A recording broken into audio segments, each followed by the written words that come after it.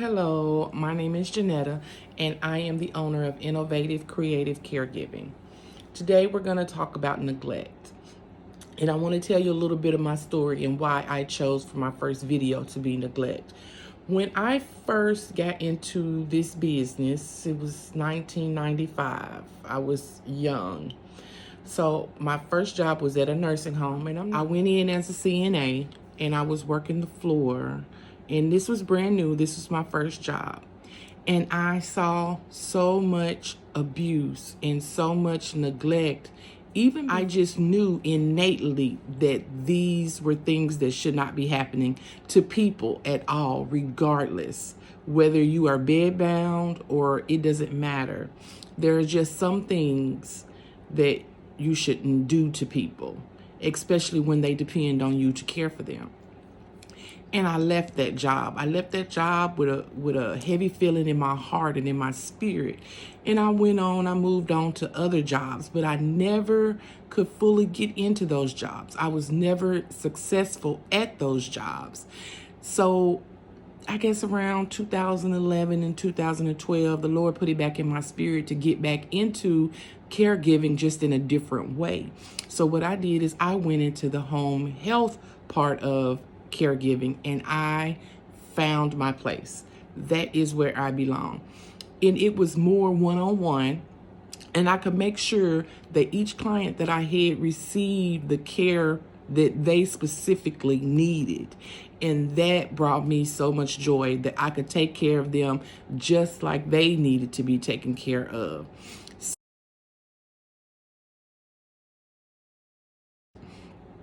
Neglect is when you refuse to take care of somebody, like malnutrition, dehydration, when you don't turn them when they're supposed to be turned, when you don't check on them like you're supposed to check on them. And it's a thin line between neglect and abuse, okay? So we have two types of neglect. We have passive neglect, which is when people don't mean to do harm, but they do the harm anyway because of they are ignorant to the fact of that what they are doing is hurtful to other people. You also have active neglect. It's when you know better and you still refuse to do your job. For whatever reason, it does not matter. It is still a failure to do your job, and it is neglect. Some of the things that can result from neglect are pressure sores, contracted muscles, dehydration, and malnutrition. Those four things can kill somebody. Dehydration, malnutrition, pressure sores, and contracted muscles. If you think about it, you would not want any of those things to happen to your parents or to you. So why would you not take care of somebody else, especially if you're in the business, to the best of your ability to keep these things from happening to them? Okay? And the neglect usually happens to people who are unable to take care of themselves, children and the elderly. They are really the ones that are at risk for neglect. It can happen in the home, like I said, home health agencies, or it can happen in nursing homes. It can happen in daycares where people are taking care of children, or it can happen in their homes with their family. Let's do pressure sores real quick. We're just gonna, quickly go down through those things. Pressure sores are also known as bed sores. That might be how you know them as bed sores. It happens in the elderly, the poorly nourished, the very heavy, and the very thin, and the bedbound. If they're incontinent, you must remove the wet, brief pads or whatever, because if they lay there, the acidity in the urine or even the feces will cause them to get sores. Nobody wants to lay in their own urine. Change them.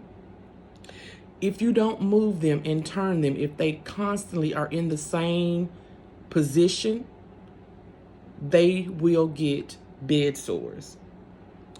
If they're not dehydrated. I mean, and if they're not hydrated enough, the elderly you should always ask them if they need water. If they are heavy or thin, the heavier people, their skin lays over itself. So you have to check under those places. On the very thin people, you have to check their elbows.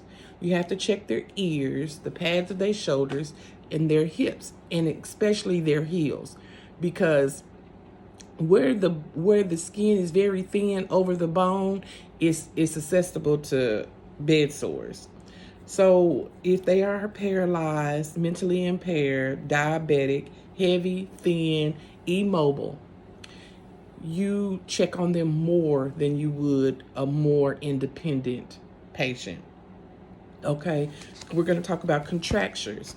Contractures is when the muscle tightens up and you can't get it to untighten. That comes from not doing the range of motion exercises that we do it naturally as we go along during our day. But if they are bedbound, they can't do those things. So what you do is you help them. You have to be gentle with them, but you still have to make sure that they are mobile and they can move. If it's already contractured when you get there, just take it as far as it goes, just a little bit. Just do it as much until you feel that strain, and make sure that it's not hurting them. The most common sites of contractures is the hands and the fingers, the shoulders, the knees. The knees will pull your legs up, the elbow, your ankle, you'll get drop foot, your hip, your spine, and your wrist. So you have to check those things and make sure that you are doing the range of motion. Dehydration. That's when the body is not getting enough water. That is when the fluids, your intake of fluids is less than your outtake of fluids. So you're putting more out than you are taking in. And in the elderly, as they age, their sense of thirst can be off. So it is up to us to ask them, because they'll go all day without asking for water. It is up to us to go to them and ask them, are you ready for something to drink? Would you like some water? There are some that are nonverbal. They are deaf, mute, and blind. So if you can't, especially if they have a respirator, you need to sit them up and maybe get like the mouth swabs, dip it in some water and move it around their mouth so that they can stay hydrated, okay? It's different ways for this. So let's see. To be on the lookout for dehydration, decreased output, urine, dark urine, the inside of the mouth is dry and sticky. They have difficult swallowing, sunken eyes, dry skin, muscle weakness. There are many, many ways to tell if somebody is dehydrated. So keep an eye on your patient and offer them water. Abandonment.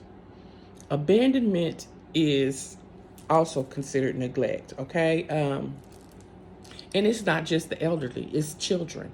Leaving your children at home to run to the store is abandonment, and it is neglect, especially when they are too young to take care of themselves. And it is the same way with the elderly.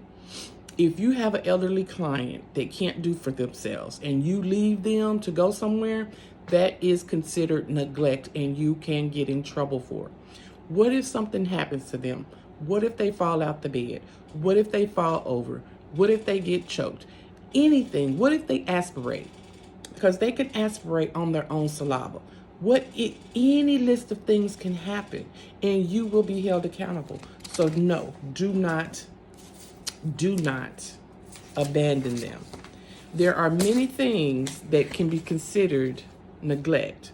So what I need for you to do is, when you go into this field, I need you to take your time. I need you to be sure this is something you want to do, and make sure you have it in your heart, because it's just like, think about it as if somebody is taking care of your parents, taking care of you or your children. What would you want them to do?